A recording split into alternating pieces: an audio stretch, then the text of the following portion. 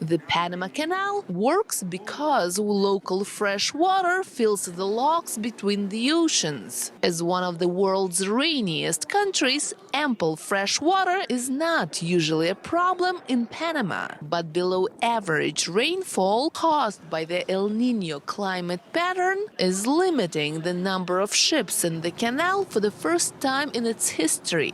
Canal meteorologist Gloria Arocha says passages were cut from 36 a day last August to 22 in November. November had a deficit, but it was not as bad as we thought.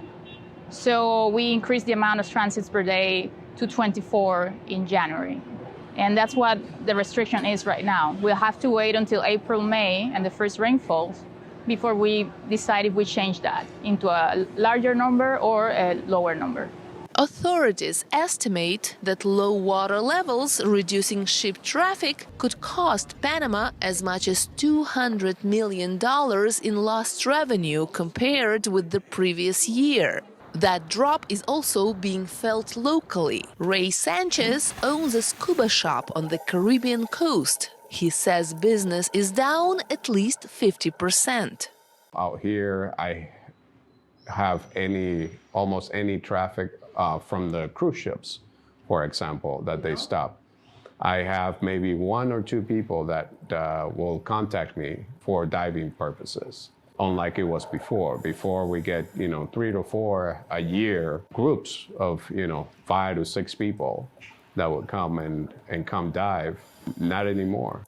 U.S. businesses are the biggest users of the canal, with 73% of its traffic moving either to or from the United States. Washington is working closely with Panamanian authorities to help, says U.S. Embassy Counselor of Economic Affairs, Vicky LeMay. One example is the U.S. Army Corps of Engineers is working with the Panama Canal Authority on some of their medium and longer term infrastructure planning and water management issues. We're also helping find ways to attract more U.S. investment to the canal and to Panama. And hopefully that will spur the kind of innovation and investment in new technologies that will help them mitigate and adapt to climate change. Canal authorities are planning a new reservoir to maintain water levels at least through 2075, says Panama Canal Deputy Administrator Ilya Marota. We'll definitely continue looking at other options, other alternatives of saving water and so forth, because we got to remain a vital route for forever. Panama Canal has proven how important it is in over 100 years, and we see that this year our clients really want to come by. We just don't have enough space for everybody.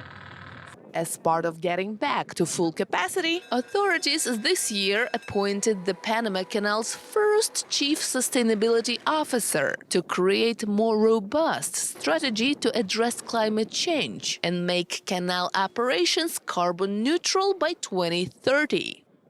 Genia Dulot, VOA News at the Panama Canal.